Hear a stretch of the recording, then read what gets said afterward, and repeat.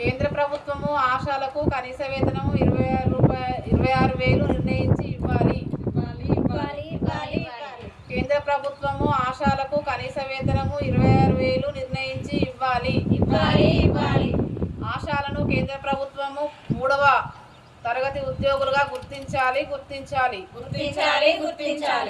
ఆశాలను కేంద్ర ప్రభుత్వము 3వ తరగతి ఉద్యోగులుగా గుర్తించాలి.